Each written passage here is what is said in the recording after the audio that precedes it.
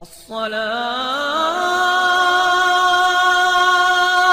خير من النوم۔ नाज़रीन गिरामी, एक औरत गांव में अपने बेटे और अपनी बहू के साथ रहा करती थी। बेटे का नाम आरिफ और उसकी बीवी का नाम सारा था। उनकी शादी को 5 साल का अरसा गुजर चुका था, लेकिन अभी तक उनके यहाँ कोई औलाद नहीं थी। सारा से जब भी उसकी सास ये सवाल करती कि कब तुम्हारे यहाँ बच्चा होगा और कब तुम हमें वारिस दोगी, तो वो हमेशा यही कहती कि ये अल्लाह के हाथ में है, इस पर मेरा कोई कसूर नहीं है। ये वहां देर है, लेकिन मैं ना उम्मीद नहीं और मैं अंधेरे पर यकीन नहीं रखती। आरिफ की माँ अपने बेटे से ये मुतालबा करने लगी कि तुम्हारी बीवी तो बांझ है, लिहाजा तुम फौरन दूसरी शादी कर लो ताकि दूसरी बीवी तुम्हें वारिस दे दे। उसकी माँ ने कहा कि मेरी दोस्त की एक बेटी है जो कम उम्र है, उसका नाम सिद्रा है, तो बस तुम उसके साथ फौरन शादी कर लो तो तुम्हारी जोड़ी उसके साथ खूब सजेगी। सारा को चाहे तलाक न दो, उसे अपने घर रखो, लेकिन सिद्रा को भी शादी करके ले आओ और उससे बच्चे पैदा करो। सारा ने सुना तो रोने लगी। आरिफ ने कहा कि बात सुनो, दूसरी शादी मैं अपनी माँ के हुक्म पर कर रहा हूँ। मैं दिल से उस औरत को नहीं चाहता, लेकिन अपनी माँ का हुक्म भी नहीं टाल सकता। तुम जानती हो कि तुम्हारी औलाद न होने पर मेरी माँ बहुत परेशान रहती है। 5 साल का अरसा गुजर चुका है, लेकिन हमारे यहाँ कोई बच्चा नहीं है। उस घर में तुम्हारा मकाम ऐसा ही रहेगा, बस वो लड़की आएगी, मैं उससे बच्चे पैदा करूंगा, लेकिन मेरी बीवी तुम ही रहोगी। नाज़रीन, चंद दिन में आरिफ की माँ उसका रिश्ता लेकर अपने दोस्त के घर गई। उसे मनाया कि तुम्हारी बेटी हमें वारिस देगी तो उसकी इज्जत और मकाम सारा से भी ज्यादा होगा। आखिरकार 2 ही दिन में आरिफ और सिद्रा का निकाह हो गया और अब सिद्रा आरिफ के घर आ चुकी थी। सारा के लिए ये इंतहाई कठिन मरहला था कि वो अपने ही शोहर को एक दूसरी औरत के साथ देख रही थी।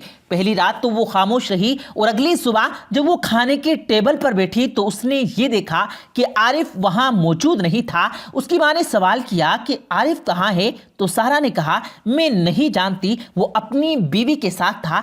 कुछ लम्हों के बाद आरिफ आया और कहा कि मेरी बीवी को बाहर से नाश्ता करना है, लिहाजा उसके लिए लेने जा रहा हूं। उसने सारा की जानिब देखा तो सारा ने इनकार कर दिया और कहा कि नहीं, मैं घर पर ही बना नाश्ता कर लूंगी।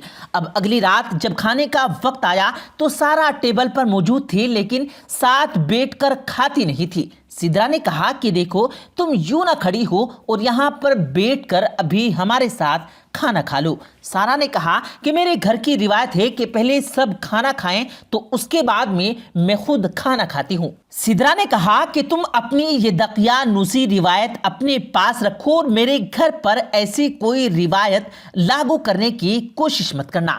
चुनांचे पहले ही दिन से सिद्रा और सारा के इख्तलाफात शुरू होने लगे। सिद्रा हर वक्त अपने शोहर आरिफ से ये कहती कि जो औरत तुम्हें औलाद न दे पाए, तुम्हें बच्चा न दे पाए, तुम क्यों उससे मोहब्बत करते हो और उसका पीछा क्यों नहीं छोड़ते। नाज़रीन, में उसके बाद किस तरीके से सिद्रा और सायरा के यहाँ बच्चे की पैदाइश का मामला हुआ, आज के इस वीडियो में इस पर तफसील से बात करेंगे। इसलिए ज़रूरी है कि वीडियो को आखिर तक ज़रूर देखिएगा। इस चैनल को सब्सक्राइब करके बेल आइकन को भी क्लिक कर दें ताकि हमारी आने वाली तमाम नई वीडियोस आपको बर वक्त मिलती रहें। इस वीडियो को लाइक करके शेयर करना भी हरगिज मत भूलिएगा। नाज़रीन, में अब वक्त गुजरने लगा और 1 साल का अरसा बीत चुका था, लेकिन अभी तक सिद्रा के यहाँ किसी खुशखबरी की उम्मीद नहीं थी। अलबत्ता सिद्रा और सारा की लड़ाई अक्सर रहा करती थी, लेकिन अब सायरा ने ज्यादातर खामोश रहना शुरू कर दिया था। वो ये जान चुकी थी कि सिद्रा उसको इस खानदान को वारिस देने के लिए लाया गया है, तो सिद्रा की इज्जत और मकाम यकीनन मुझसे ज्यादा है और खास तौर पर वो मेरी सास की दोस्त की बेटी है, तो मेरी सास का झुकाव भी इसी जानिब से आता है। 1 साल का अरसा गुजरने के बाद अब आरिफ भी ये सोचने लगा कि मैं जिस औरत को बच्चे पैदा करने के लिए लाया हूं तो उससे कोई उम्मीद नहीं आती। सिद्रा को इस बात का अंदाजा हुआ तो उसने सोचा कि क्यों ना इस पर ड्रामा किया जाए। उसने ड्रामा किया कि मेरे पेट में बहुत दर्द लगा है, फौरी तौर पर लेडी डॉक्टर को बुला بلایا گیا. لیڈی ڈاکٹر نے اس کا چیک اپ کیا, خون کا سیمپل لیا اور پھر ٹیسٹ کروانے پر واپس چلی گئی. اسی دوران سارا نے بھی شکایت کی کہ میری بھی طبیعت خراب ہے اور مجھے عجیب محسوس ہوتا ہے. تو سارا کی ساس نے کہا کہ تمہارا بہت پرانا مسئلہ ہے, تم گھر پر پڑی کوئی دوائی کھا لو, ہم اب تمہارے لیے ڈاکٹر کو نہ تو بلا سکتے ہیں اور نہ ہی تمہیں ہسپتال لے جا سکتے ہیں. ناظرین گرامی, آخر کار ہوا یہ کہ جب کچھ دن بعد سدرا کے ٹیسٹ کی رپورٹ سامنے آئی تو ڈاکٹر نے بتایا کہ یہ عورت جس بیماری کی دوائی کھا رہی تھی وہ بیماری تو اس کو لاحق نہیں تھی, البتہ اس دوا نے اس کے نظام کو ایسا تباہ و برباد کر دیا کہ اب یہ عورت کبھی بھی ماں نہ بن پائے گی. اس پر سدرا کی ساس اور سارا کی ساس جو دراصل عارف کی ماں تھی وہ بڑی پریشان ہوئی اور اس کے دل میں یہ خیال آنے لگے کہ شاید میری پہلی بہو کی بد دعا مجھے لگی ہے. اس کے ساتھ جو سلوک میں نے اور سدرا نے کیا تھا یہ اسی کا نتیجہ ہے. اتنی دیر میں سائرہ بھی نکل کر باہر آئی اور ڈاکٹر سے ملی. ڈاکٹر نے جب اس کو دیکھا تو کہا کہ مجھے تمہاری صحت اچھی نہیں لگتی, لہٰذا مجھے تمہارا چیک اپ کرنا ہوگا. تو کچھ ہی لمحوں بعد جب ڈاکٹر نے سارا کا چیک اپ کیا اور کمرے سے باہر نکلی تو باہر عارف اور اس کی ماں کھڑے تھے. اس نے کہا کہ مبارک ہو, آپ کی یہ بہو ماں بننے والی ہے اور اس کو 3 مہینہ چل رہا ہے. اس پر عارف اور اس کی ماں بہت حیران ہوئے کہ یہ کیسے ممکن ہے. ڈاکٹر نے کہا کہ آپ اسے کل اسپتال لے آئیے گا, میں اس کے تمام تر ٹیسٹ کروں گی اور پھر کچھ ادویات لکھ کر دوں گی جو اس کی اور اس کے بچے کی صحت کے لیے بہت ضروری ہوں گی. سب سے پہلے عارف کی ماں کمرے میں داخل ہوئی اور اپنی بہو سے معافی مانگی. اس سے کہا کہ شاید مجھ سے غلطی ہو گئی, میں نے تمہارے ساتھ بہت برا سلوک کیا. اتنی دیر میں سدرا بھی کمرے میں داخل ہوئی اور کہنے لگی کہ بس اب میں یہ گھر چھوڑ کر جا رہی ہوں. جب آپ کی پہلی بہو آپ کو وارث دے رہی ہے تو پھر میرا یہاں رہنے کا سوال ہی پیدا نہیں ہوتا. اس پر سارا کھڑی ہوئی, اس نے سدرا کا ہاتھ تھاما اور وہ اسے ایک طرف بٹھایا اور کہا کہ سنو, یہ بچہ صرف میرا نہیں بلکہ یہ ہمارا بچہ ہوگا. اب اس کی 2 مائیں ہوں گی, ہم دونوں اس کو مل کر پالیں گے. تم جو اپنا گھر چھوڑ کر مت جاؤ بلکہ ہم دونوں ایک ہی گھر میں ایک ساتھ ہی رہ سکتے ہیں. ناظرین گرامی, یہ معاملہ انتہائی پیچیدہ تھا لیکن اس میں 2 لوگوں کے 2 کرداروں کی اہم تصویر سامنے آئی ہے.